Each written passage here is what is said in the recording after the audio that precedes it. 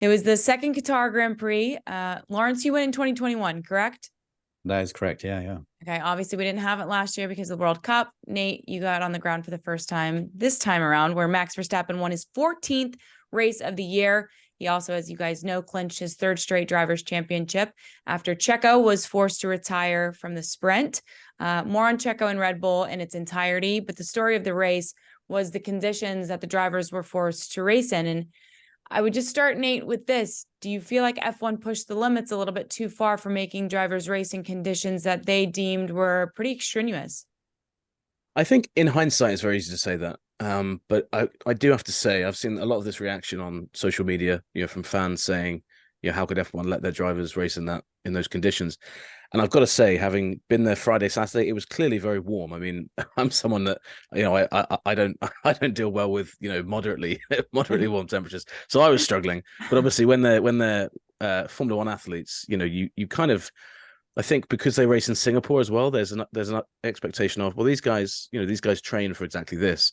And I think had we heard on Saturday huge concerns from drivers that it was too hot, that they were worried about passing out in the race, I think that it would have really been a question going into the race. But really, and maybe this is because we were all focused on Max, maybe it's because we had all of the things going on around the maximum stint lengths with the tires, which obviously dictates it to be a 3-stop race. But the heat really wasn't a talking point on Saturday. It was only during the race on Sunday that I think drivers found out how bad it was. And that actually was probably a perfect storm of things. You had the heat as it was. And I've got to say, that Sunday driving into the circuit, I mean, that day I went with 2 other journalists into Doha to the souk, and it was dead. There was nobody there, and we asked a few people why, and they said, well, it's just too hot today. So it was too hot for locals to go out. They felt like it was too hot. I think it was one of the hottest days they'd had in October for a long time. Obviously the race happens when the sun's gone down, but it wasn't on paper, it wasn't that bad. I mean, it wasn't like, you looked at it and said that this is crazy, but it was more the humidity.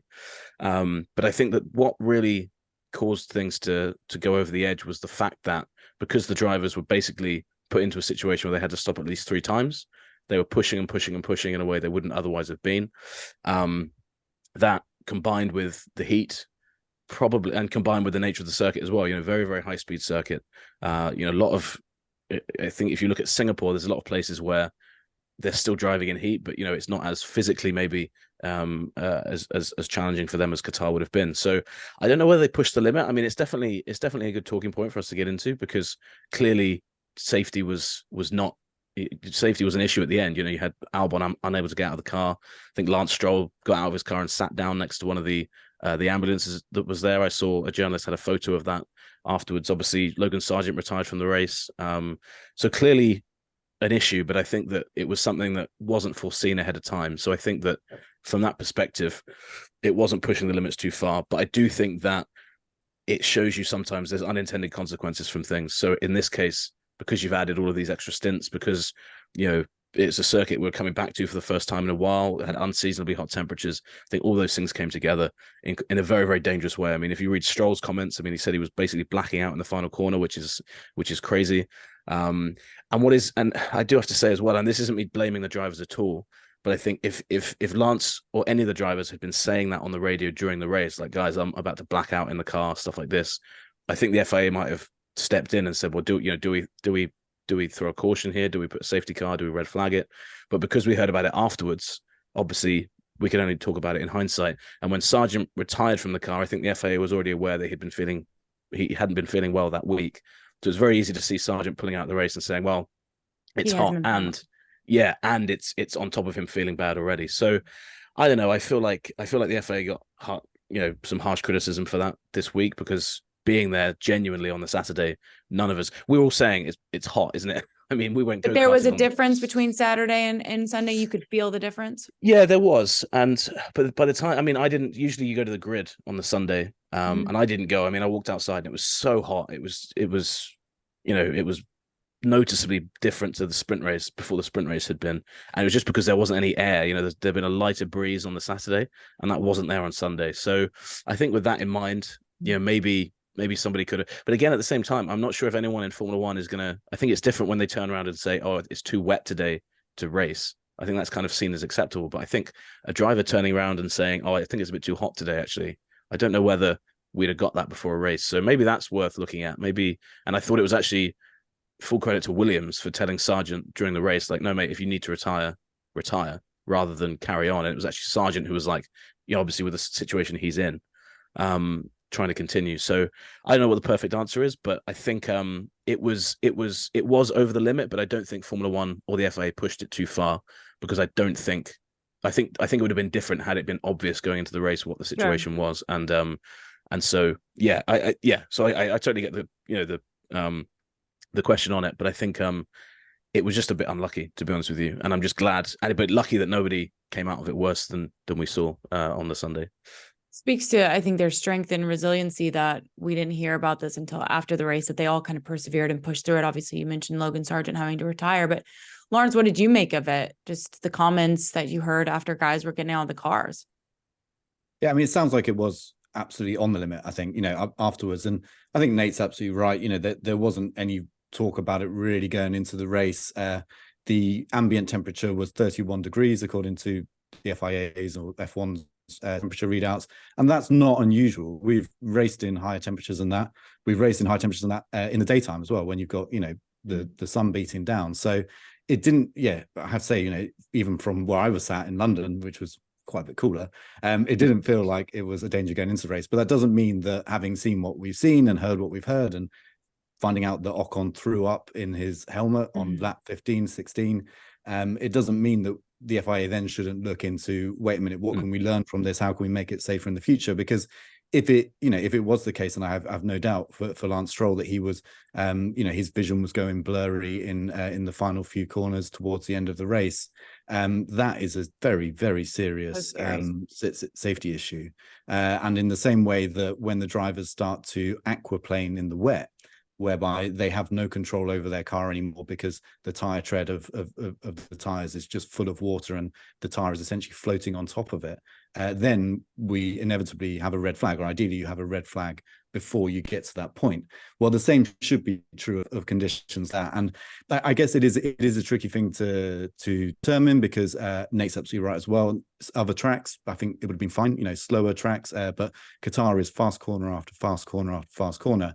And when you're dealing with things like a lowered blood pressure, a lapse of concentration. I remember talking to a doctor about racing in Singapore a few years ago, and he was saying that if your body weight loss through basically sweating drops 1.5 to 2%, beyond that you start to lose cognitive ability. So fighter jet pilots have the same thing. Once you get to a certain point, there is it starts to get a little bit dangerous. Then once you get to 4 to 5% loss of body weight through sweating and basically dehydration, that's when you start to hit an actual danger point where you can just completely lose your normal ability to function and to deal with what is going on around you. And when that's happening at 160, 170, 180 miles per hour, and the cockpit temperatures, which we've never had, I don't think they've ever actually been monitored. If they have, we haven't had the temperatures put out publicly, but the drivers after Sunday's race were saying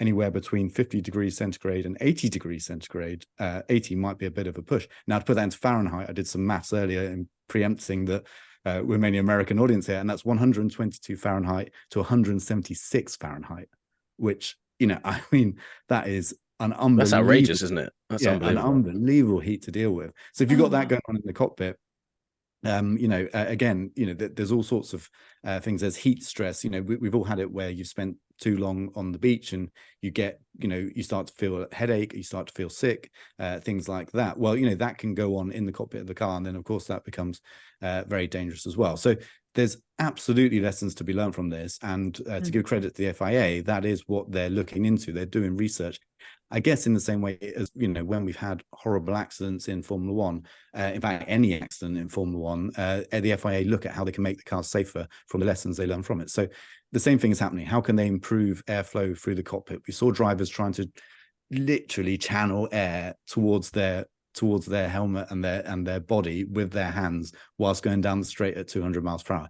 Clearly, that's not a situation that we should ever see in a motor race. And, I'm sure you can point to countless historical examples where races have taken place in ridiculous heat and all the rest of it, and so on. But we do also live in a world now where this is a motor race, and we don't want to put anyone in any an undue risk. It's essentially entertainment. It's a sport.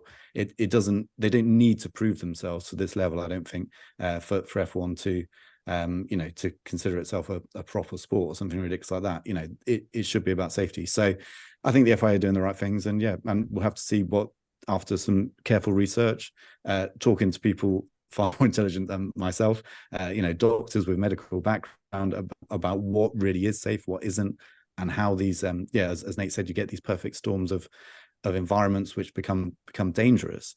Once we get an understanding of that, there'll be changes. Yeah, and just to add a bit more colour to people that weren't there, one thing that was amazing, I mean, talking to the drivers after the race, I mean, Liam Lawson looked like he'd just been in a sauna for about 5 days.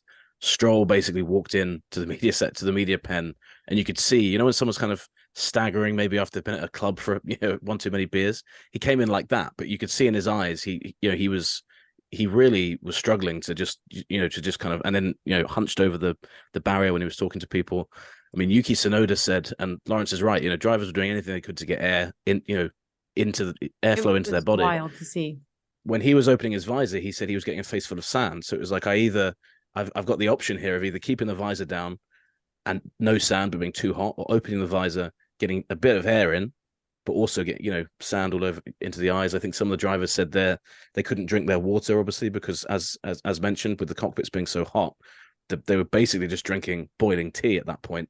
It wasn't, and that obviously then aids the dehydration. So there are in those instances, there's a lot of things the FIA can look at, and I think that it was suggested that some of the drivers, I forget which helmet manufacturer, but I think it was the guys with the Bell helmets, felt that the circulation of the air wasn't as good as it could have been. So I think some of the drivers could go to the guys that make their helmets and say, look, this actually could be better here. I think Yuki said that, and I might be wrong on who provides who it is who makes his helmet. But like Laurence said, lots of things that can come out of that. And something that's worth noting is that next year we shouldn't have this issue again. The race is December the 1st next year in Qatar, and that's actually I think the biggest learning from this that you can take out of it is that I think there was some confusion on the Qatar side.